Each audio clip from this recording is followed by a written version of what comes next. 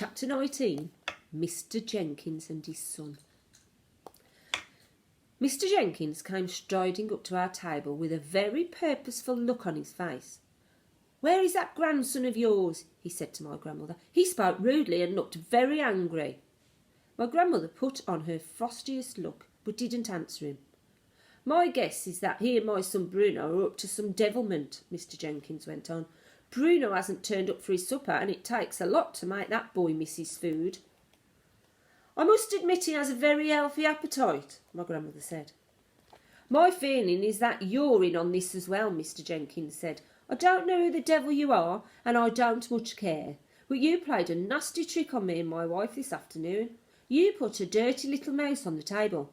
That makes me think all three of you are up to something.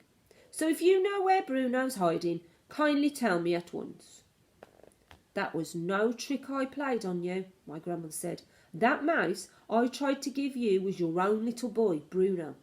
I was being kind to you. I was trying to restore him to the bosom of his family. You refused to take him in."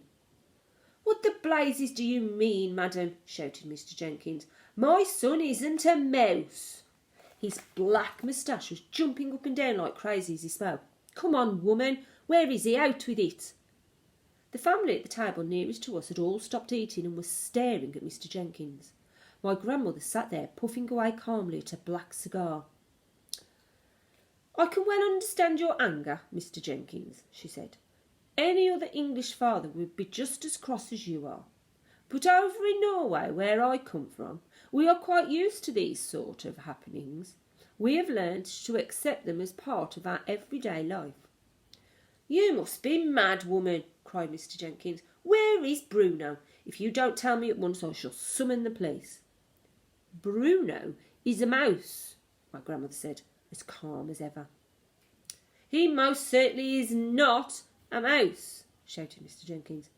"Oh, yes, I am," Bruno said, poking his head up out of the handbag. Mr. Jenkins leapt about 3 feet into the air. "Hello, Dad," Bruno said. He had a silly sort of mousy grin on his face. Mr. Jenkins's mouth dropped open so wide I could see the gold fillings in his back teeth. "Don't worry, Dad," Bruno went on. "It's not as bad as all that, just so long as the cat doesn't get me." "But, Bruno," stammered Mr. Jenkins. "No more school," said Bruno, grinning a broad and asinine mouse grin. "No more homework. I shall live in the kitchen cupboard and feast on raisins and honey." But Bruno," stammered Mr. Jenkins again, "how did this happen?" The poor man had no wind left in his sails at all. "Witches," my grandmother said. "The witches did it." "I can't have a mouse for a son," shrieked Mr. Jenkins. "Well, you've got one," my grandmother said. "Be nice to him, Mr. Jenkins." "Mrs. Jenkins will go crazy," yelled Mr. Jenkins. "She can't stand the things." "Well, she'll just have to get used to him," my grandmother said. "I hope you don't keep a cat in the house." We do, cried Mr. Jenkins. "Topsy's my wife's favourite creature." "Then you'll just have to get rid of Topsy," my grandmother said. "Your son is more important than your cat." "He certainly is," Bruno shouted from inside the handbag. "You tell Mum she's got to get rid of Topsy before I can go home." By now, half of the dining room was watching our little group.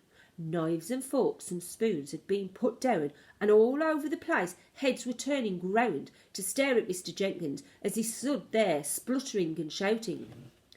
They couldn't see either Bruno or me, and they were wondering what all the fuss was about. "By the way," my grandmother said, "would you like to know who did this to him?" There was a mischievous little smile on her face, and I could see that she was about to get Mr. Jenkins into trouble. "Who?" he cried. "Who did it?" "That woman over there," my grandmother said. "The small one in the black dress at the head of the long table." "Well, she's RSPCC," cried Mr. Jenkins. "She's the chairwoman." "No, she's not," my grandmother said. "She's the Grand High Witch of all of the world." "You mean she did it? That skinny little woman over there, shouted Mr. Jenkins, pointing at her with a long finger. By gad, I'll have my lawyers on to her for this. I'll make her pay through the nose. I wouldn't do anything rash, my grandmother said to him. That woman has magic powers. She might decide to turn you into something even sillier than a mouse. A cockroach, perhaps. Turn me into a cockroach? Shouted Mr. Jenkins, puffing out his chest. I'd like to see her try. He swung around and started marching across the dining room towards the Grand Eye Witch's table.